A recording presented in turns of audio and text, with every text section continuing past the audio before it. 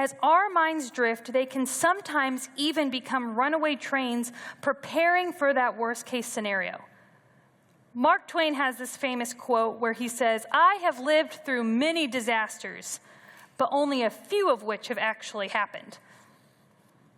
But that's good news when the multiple tools that we have for cognitive behavior therapy can help us to tame those thoughts and help us to be back in the present and help us to tame that runaway train.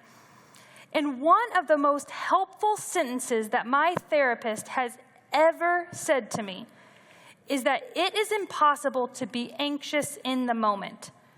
Anxiety only lives in dwelling on the past or anticipating the future.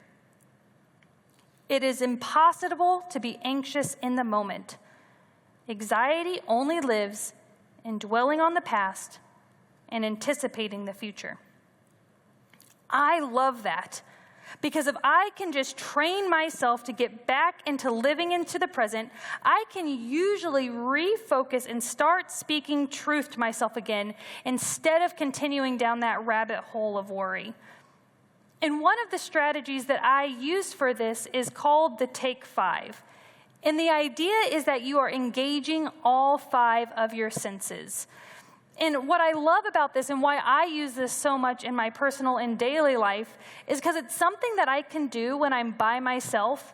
But even if I'm in a group of people or in a social setting or whatever it may be, this is something that I can take a beat and do and help to lower that pressure and lower that anxiety. So if you would like, I would invite you to join me as I walk us through this practice. So the first thing that you are going to do is identify 5 things that you see. So for me, I see the sound booth, my papers, the lights. I see you here in front of me, and I see the table. Next, identify 4 things that you feel.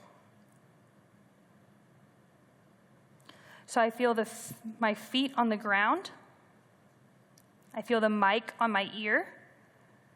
I feel the air blowing on my skin. And I feel my hands on the table. Next, what are 3 things that you hear? I can hear the air conditioning. I can hear the hum of my microphone.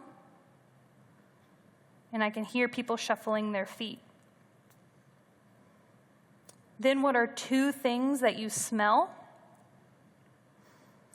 I can smell the coffee on my breath, and I can still smell the shampoo I used on my hair this morning.